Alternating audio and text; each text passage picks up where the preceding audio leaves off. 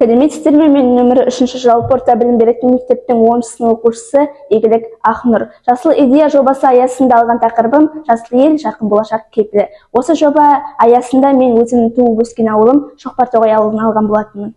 Бұл көрініс менің ауылымның қазіргі бейнесі. Назар аударыңыздар. Ауылда өстім, шаңына аунап еркеле, ұядан ұштым, қатайды қанат ертерек. Асығып алда бақытым күтіп тұрғандай, армандар асқақ, қиялдар қилы жетеле. Қаланың мынау тамаша сайран сауығы. Менің жобамның мақсатына келетін болсақ, жасыл ел, жарқын болашақ кепілі жобасы аясында көгалдандыру жұмыстарын дамыту, су мен электр энергиясын тиімді пайдалану мәдениетін қалыптастыру арқылы экологиялық тұрғыдан жауапкершілігі жоғары, табиғатты қорғауға белсене қатысатын саналы ұрпақ тәрбиелеу. Жобамның міндеттері жасыл ел, суды үнемдеу, энергияны үнемдеу. Табиғатты қорғау әрбір азаматтың қасиетті борышы. Елді мекенді көгалдандыру, ағаш отырғызу және жасыл аймақтарды көбейту арқылы біз қоршаған ортаны жақсартып қана қоймай, келешек ұрпаққа көркем әрі таза орта қалдыруды мақсат етеміз.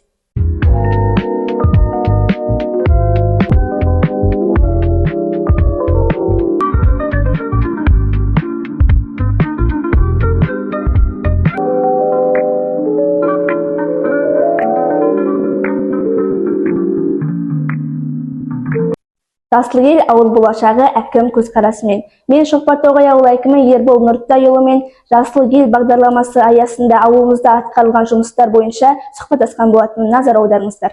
Жасыл идея жобасының қатысушысы ретінде қоршаған ортаны қорғау және ауылымызды көгалдандыру және экологиялық мәдениетті дамыту бойынша жұмыс жүргізудемін.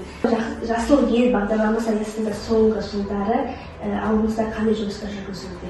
Жасыл ел бағдарламасы бұл Қазақстан бойынша жүріп жатқан ашылған бағдарлама. Бұл көгалдандыру және абаттандыру бағыты бойынша ауылымызда қанша көше отырғызылды және оларға қандай жағдай жасалуда? Қазіргі таңда енді тұрғын үйлерді қоспағанның өзінде мемлекеттік мекемелер бар. 3000 үстінде талымыз бар отырғызылған. Осы бағдарлама бойынша қанша ауыл жастары жұмысқа тартылды? Енді 25-те 7 бала жұмыс жасады. Осы биыл одан көп болмаса азаймайды.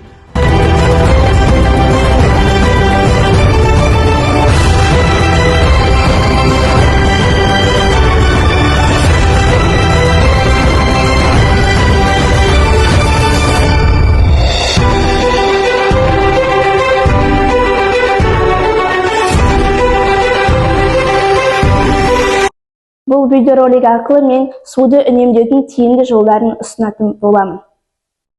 Және бұл видео арқылы мен өзімнің тәжірибемдегі үйімізде қолданылатын суды үнемдеуге арналған құралды таныстыратын боламын.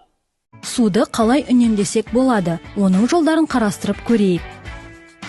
Біріншіден, ағып жатқан шүмектерді жөндеп, дәретханадағы судың ағынын тексеру керек. Кіржіғыш машинаны тек киімдер толық жиналған кезде қосыңыз. Душты қолданыңыз. Онда ваннаға қарағанда аз су жұмсалады. Тіс тазалаған, ыдыс жуған кезде судың қаншалықты ағатынын аңғарасыз ба? Әрине аз емес. Сондықтан суды тек қажет кезде қолданып, шүмекті өшірген абзал. Суды тиімді пайдалану үшін араластырғыш қосу тетігін орнату керек. Әдетте біз жылы су ағызу үшін әр шүмекті бір бұрап, біраз суды текке ағызып аламыз. Ал бұл тетік екі суды араластырып тез арада жылы су ағызады. Тағы бірі үнемді аэратор орнату. Аэратор су шүмегіне орналған қондырғы. Оның екі түрі бар. Бұл видео арқылы мен өзімнің тәжірибемдегі үйімізде қолданылатын суды үнемдеуге арналған құралды таныстыратын боламын.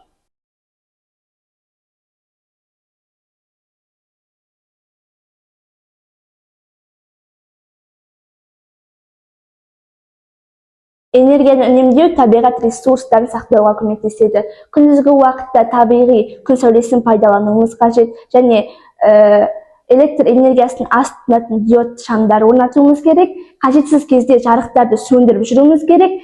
Сынып бөлмелерін жарық түсуіне қарай тиімді орналастыруымыз қажет. Ең алдымен шәугімді электр плитаға қайнатқаннан гөрі тоқ шайнекті пайдаланыңыз. Суды да өзіңізге керекті мөлшерде ғана құйғаныңыз жөн.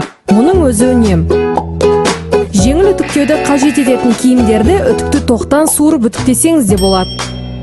Сондай-ақ тамақ әзірлегенде қазанның қақпағын жауып пісірген абзал. Сонда жылуға кететін қуат көзін 3 есеге дейін азайтасыз. Жобамда көтерілген су және электр энергиясын үнемдеу және көгалдандыру бағыты бойынша оқушылар арасында эко-викторина ұйымдастыруға болатын, соған назар аударсақ.